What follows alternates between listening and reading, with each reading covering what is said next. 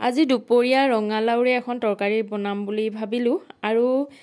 আজি ৰঙালাও অকমান বেলেগ ধৰণে খাওঁ কিন্তু মই যেটো ৰেচিপি বনাব ওলাইছো হেইটোত আসলতে কোমলিয়া টাইপৰ ৰঙালাও লাগে কিন্তু মোৰটো অকমান পুৰত হৈছে তথাপিতো মই হেইটোৰেই বনাব চেষ্টা কৰিলো যেহেতুকে আজি ফাৰ্স্ট টাইম বনাইছো সেই কাৰণে এটা হৰুকৈ ভিডিও বনালো আৰু আপোনালোকৰ মাজত শেয়াৰ কৰি দিলো আৰু আপোনালোকে ৰঙালাওৰ গুটি খাইনে নাই বাৰু আমি কিন্তু বহুত ভাল পাওঁ আৰু সেই কাৰণে মই ৰঙালাওৰ গুটি কেইটা আগতে উলিয়াই থৈ দিলো পিছত ভাজি খাব লাগিব এয়া মই ৰঙালাওখিনিৰ বাকলি গুছাই ললো আৰু হৰু হৰুকৈ কাটি ললো আৰু ৰেচিপিটো দিবৰ কাৰণে মই আদা অকমান একদম হৰু হৰুকৈ কাটি ললো কিন্তু ৰেচিপিটো বনাই খোৱাৰ পিছতহে মই ভাবিলো যে আসলতে আদাখিনি পিছি দিলে হয়তো আৰু বেছি ভাল লাগিলেহেঁতেন যি নহওক মই হৰু হৰুকৈ জলকীয়া দুটাও কাটি ললো আৰু এয়া মোৰ জলকীয়া আৰু আদা কটা হৈ গল আৰু মই ৰেচিপিটো দিবৰ কাৰণে সব গুটি কেইটামান ললো পাঁচফোৰণ ললো আৰু লগতে তেজপাত দুখিলা ললো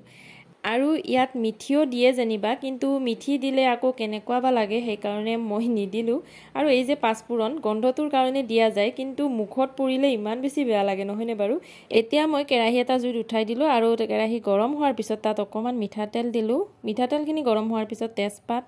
সব গুটি আৰু পাঁচফোৰণখিনি দি অকমান সময় লৰাই দিলো আৰু হেইখিনি অকমান ভজা টাইপ হোৱাৰ পিছত মই ইয়াত আদা আৰু জলকীয়াখিনিও দি দিলো এতিয়া গোটেইখিনি মই অকমান লৰাই দিম মানে ভজা টাইপ হোৱালৈকে বাচ্চাব লাগিব আৰু অকমান ভজা টাইপ হোৱাৰ পিছত মই ইয়াত কাটি থোৱা ৰঙালাওখিনিও দি দিলো এতিয়া গোটেইখিনি একেলগে অকমান সময় লৰাই দিয়াৰ পিছত মই প্ৰথমতে ইয়াত অকমান হালধি দিলো আৰু অকমান জিৰাও দিলো আৰু ধনিয়াও দিব লাগে কিন্তু মই ধনিয়া গুৰি নিদিলো বেছি মছলা নাখাওঁ বুলি দিয়া নহল জেনিবা আৰু ইয়াত তেলো অকমান বেছিকৈ দিব লাগে কিন্তু মই অকমান তেল কমকৈ দিছো আৰু অকমান নিমখ দি ঢাকনিখন লগাই সিজিবলৈ দিলো এইবাৰ মই এইপিনে তেতেলীৰ পানী অকমান উলিয়াইছো আগৰে তেতেলী আছিল শুকাই থোৱা সেইখিনি পানীত দি মই এনেকৈ পানীখিনি উলিয়াইছো আজি আসলতে মই ৰঙালাওখিনি অকমান টেঙা মিঠা টাইপৰ বনাম বুলি ভাবিছো আৰু এয়া চাকচোন মোৰ যে ৰঙালাওটো অকমান পুৰত টাইপৰ আছিল সেই কাৰণে হিজাত ইমান দেৰি লাগিলে অকমান মই পানীয়ে দিব লগা হ'ল যদি ৰঙালাওটো কোমলিয়া হলেতেন তেতিয়ালে ঢাকনিখন দিয়াৰ পিছত আৰু নিমখ দিয়াৰ কাৰণে নিজে নিজে হিজি গলেতেন আৰু এতিয়া মই ইয়াত অকমান চেনি দি দিলো আসলতে গুড় দিলে আৰু বেছি ভাল লাগিব কিন্তু মোৰ তাত গুড় নাছিল বাবে মই চেনিকে দি দিলো আৰু গোটেইখিনি লৰাই দিয়াৰ পিছত মই এবাৰ ইয়াত তেতেলীৰ পানীখিনিও দি দিলো